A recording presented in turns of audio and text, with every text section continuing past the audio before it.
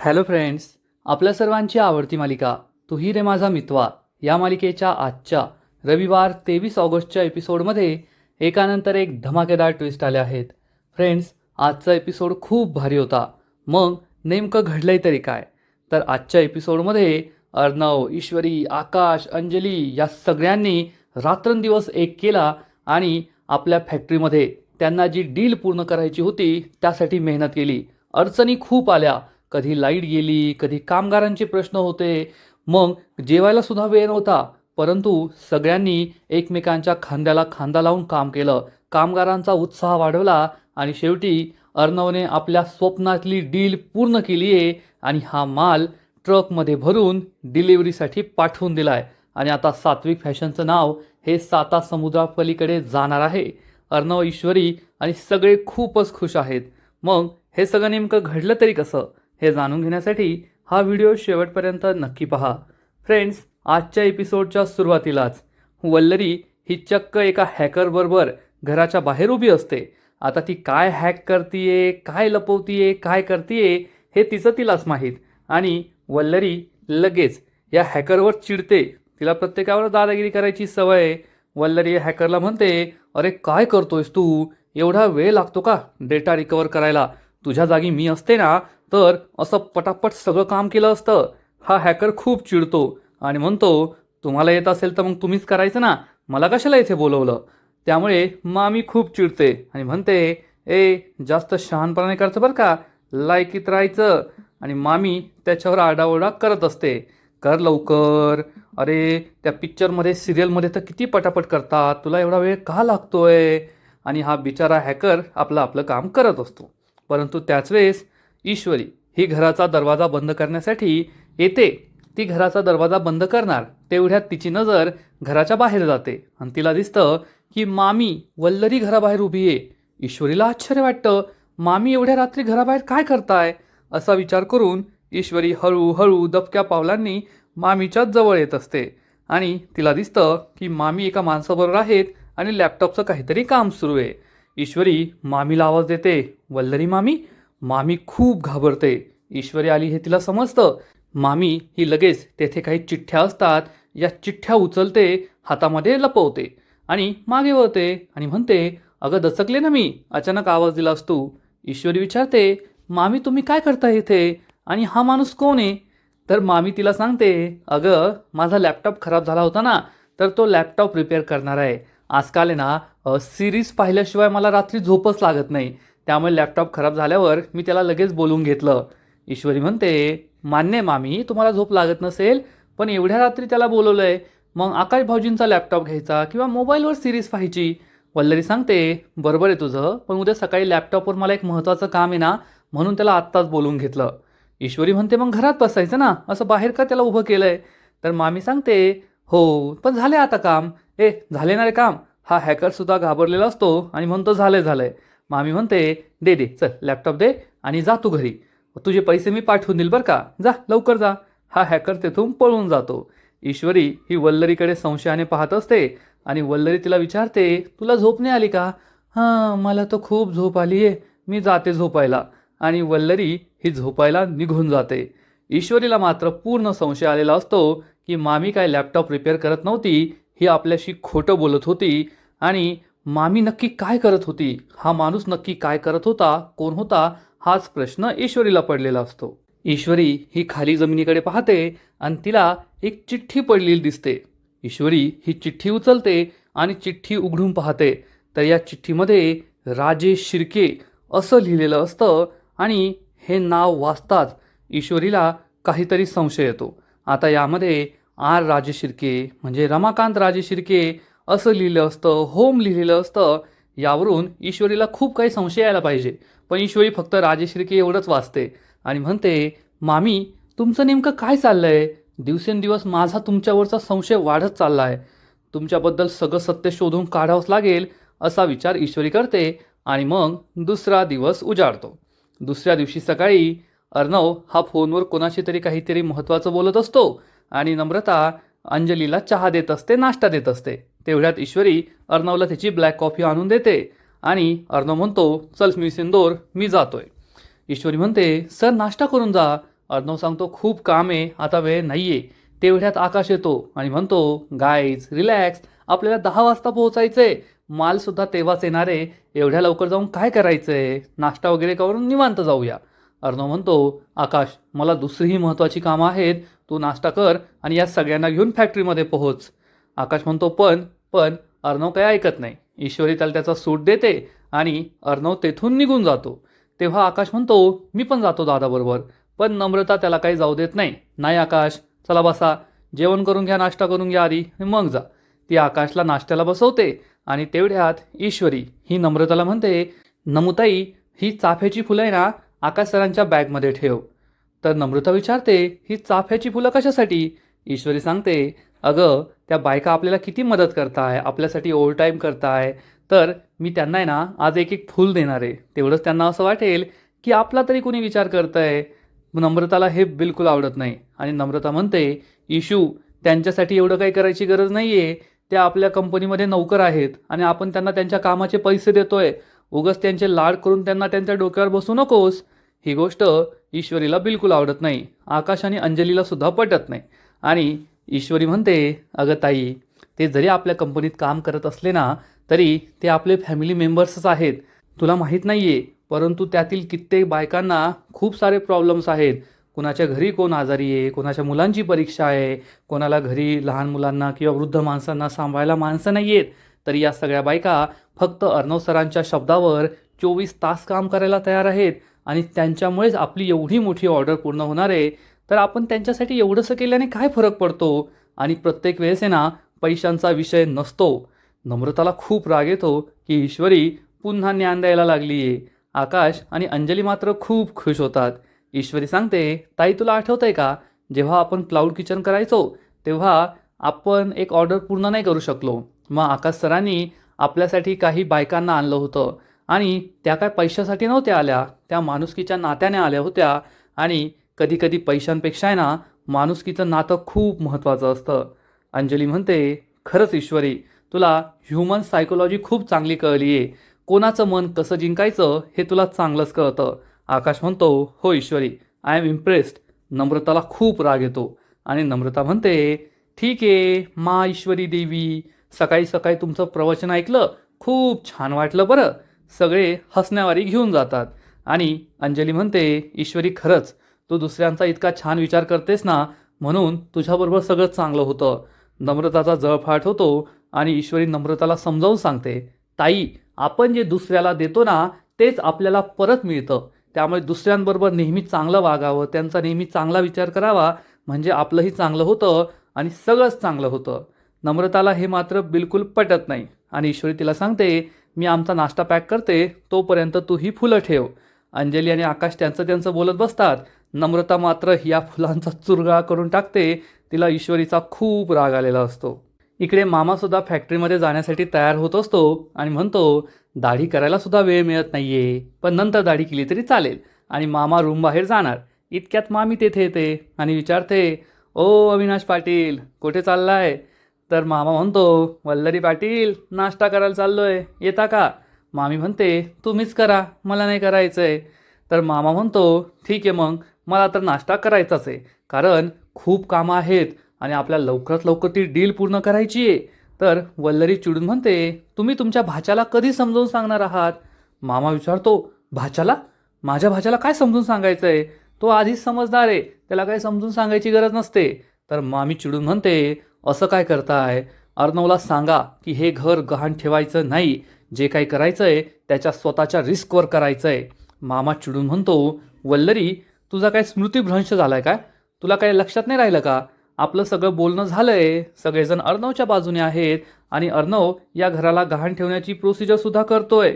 वल्लरी चिडून म्हणते अहो, पण तुम्हाला कळत कसं नाहीये? जर ही डील पूर्ण झाली नाही तर आपण सगळे रस्त्यावर येऊ ना, भीक मागावी लागेल आपल्याला, तेव्हा काय करायचं?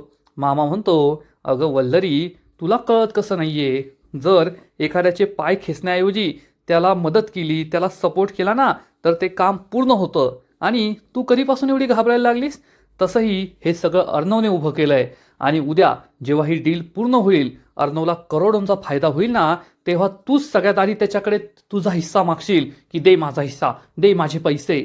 वल्लरी चिडून म्हणते, गप्प बसा. मामा म्हणतो, तू गप्प बस आणि यायचं असेल तर चल बाहेर, नाहीतर येथेच बस करत बस. असं म्हणून मामा रागारागाने निघून जातो. वल्लरी चिडून म्हणते, मी करेल, नाहीतर काही पण करेल. तुम्हाला काय करायचं आहे? माझा नवरा एवढा बावळट आहे ना की त्याला काडीची अक्कल नाही आहे. असा विचार करून मामी तेथेच चिडचिड करत बसते. आणि मग थोड्या वेळानंतर ईश्वरी ही फॅक्टरीत पोहोचलेली असते आणि फॅक्टरीमध्ये जे काही वर्कर्स येतात त्या प्रत्येक बायकांना ती एक एक चाफ्याचं फूल देते. सगळ्या बायका हे चाफ्याचं फूल पाहून खूप खुश होतात. आता एवढ्या 1 बिलियनची ऑर्डर पूर्ण करण्यासाठी अर्णवच्या फॅक्टरीमध्ये मोजून 7-8 बायका आलेल्या असतात. ईश्वरी सगळ्यांना एक एक फूल देते आणि सगळ्या बायका आतमध्ये निघून जातात. आपण छान काम केलं असा विचार करून ईश्वरी खुश होते. आणि इकडे या फॅक्टरीचा जो मॅनेजर असतो शिंदे, तो थोडा उशिरा येतो. अर्णव विचारतो, काय झालं? तर शिंदे सांगतो, सॉरी सर, यायला थोडा उशीर झाला, पण मी माझी बॅग कपडे वगैरे सगळं घेऊनच आलो आहे. आता 3 दिवसानंतरच डायरेक्ट घरी जाईल.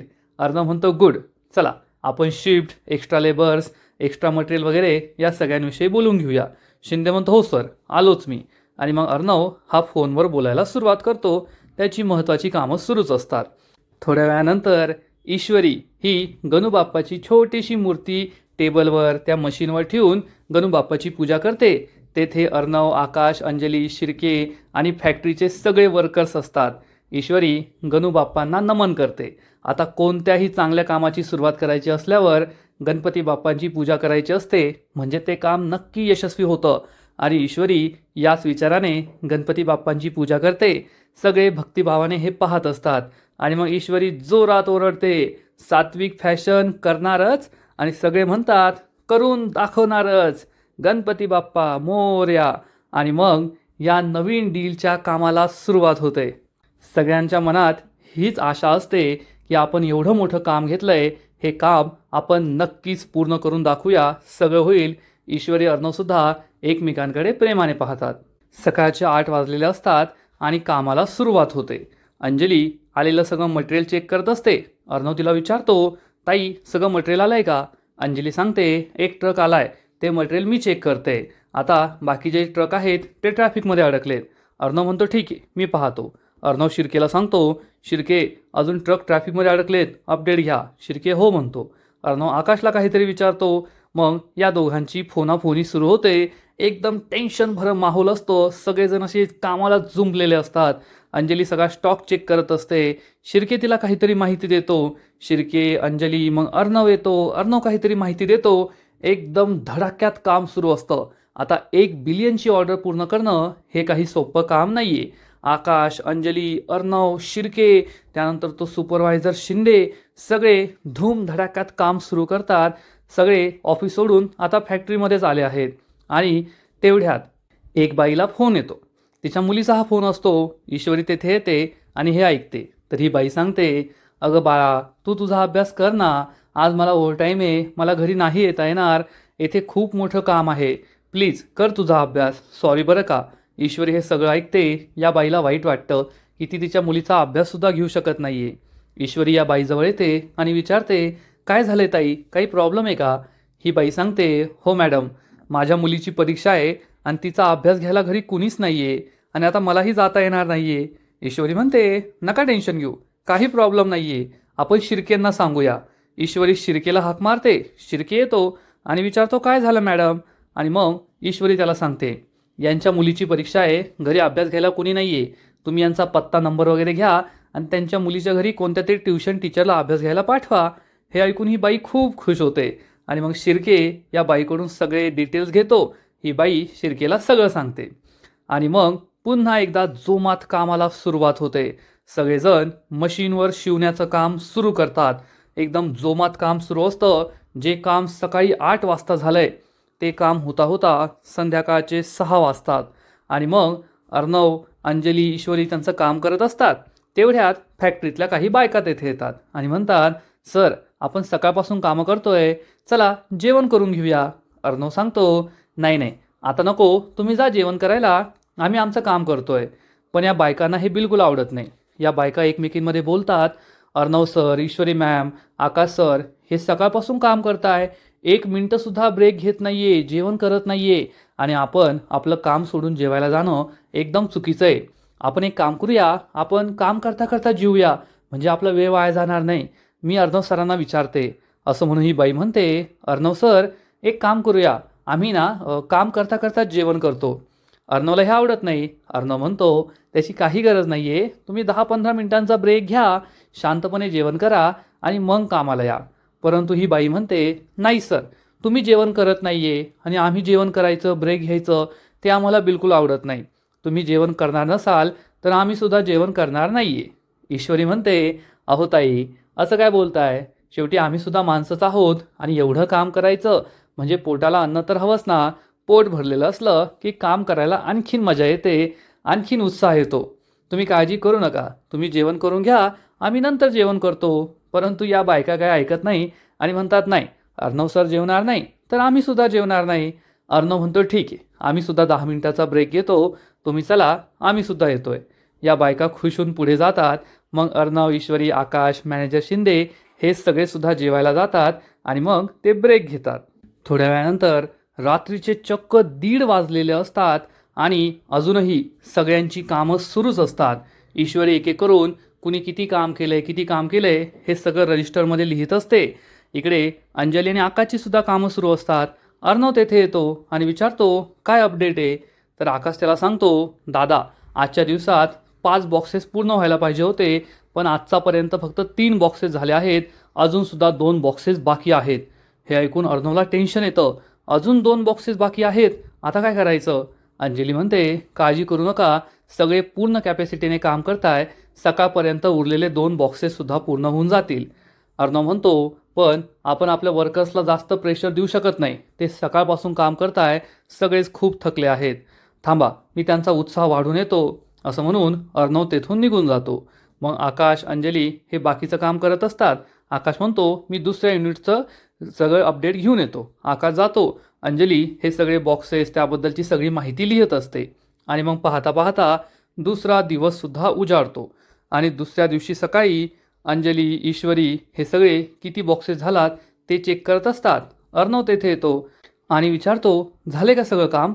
अंजली सांगते, हो, जवळपास 90% काम पूर्ण झालंय, काळजी करण्याची गरज नाही आहे. अर्णव म्हणतो, ज्या स्पीडने काम चाललंय ना, आपलं काम नक्की होईल असं वाटतंय. मी युनिट बी चेक करून येतो. अंजली, आकाश हे सुद्धा वेगवेगळे युनिट चेक करत असतात, वेगवेगळे अपडेट्स घेत असतात, त्यांची कामंसुद्धा सुरू असतात.